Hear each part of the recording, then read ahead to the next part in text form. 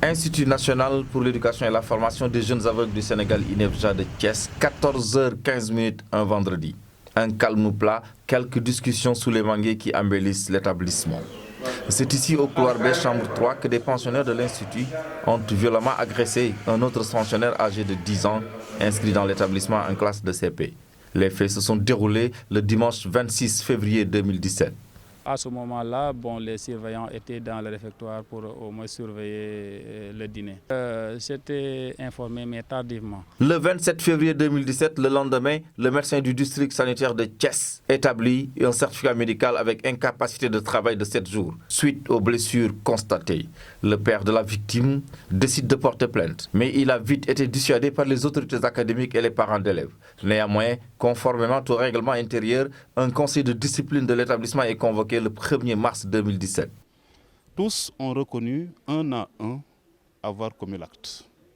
Et lors de la délibération, bien sûr, le conseil a pu constater quand même que face à la gravité, à la cruauté avec laquelle les méthodes que les enfants ont utilisées pour s'acharner sur cet enfant-là, encore qu'ils n'en sont pas à leur premier acte. Ce sont des récidivistes. Nous nous sommes dit, mais écoutez, à l'unanimité, alors les gens avaient proposé que les enfants les élèves soient exclus. Quand le ministère de l'Éducation nationale a été saisi avec le PV du conseil de discipline, la décision est tombée. Le ministre a approuvé les propositions du conseil de discipline en excluant les élèves définitivement de l'INEFJA, mais tout en leur laissant leur scolarité au niveau de leurs établissements d'accueil. Donc, c'est dire que la sanction a été prise, mais on a aussi tenu compte. On a fait preuve de clémence en tenant compte de la demande de leurs représentants. Exclusion du campus social. La sentence est approuvée par la décision ministérielle numéro 6007 du 13 avril 2017. Le mercredi 19 avril dernier, une trentaine d'élèves dont les membres du FOSCO décidaient de soutenir leurs camarades exclus du campus social louent un car et débarquent à Dakar. Quand ils ont commencé à mettre des mots comme grève, comme mouvement, j'ai dit immédiatement que non. Je leur ai dit une chose. Dès lors qu'on a accepté qu'il y avait une erreur, mais n'oublie pas que l'élève qui est attaqué est un élève. Et ceux qui ont commis cette erreur, ce sont aussi des élèves. Et comme nous sommes là pour représenter tous les élèves et que nous devons prendre un chemin de négociation, et cela ne doit pas se faire ainsi.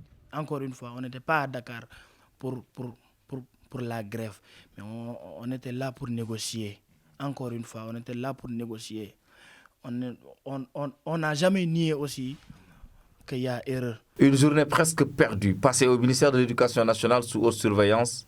Hélas, impossible de rencontrer Serigne Mbaye Thiam parce que jour de conseil des ministres. Le lendemain, après une nuit longue passée dans l'enceinte de la gare routière Lat Dior, dans un froid glacial, ils improvisent un sitting devant les locaux de l'Assemblée nationale. À l'INEFJA, tout le monde est unanime. Daouda Mbaye et ses amis ont commis une erreur.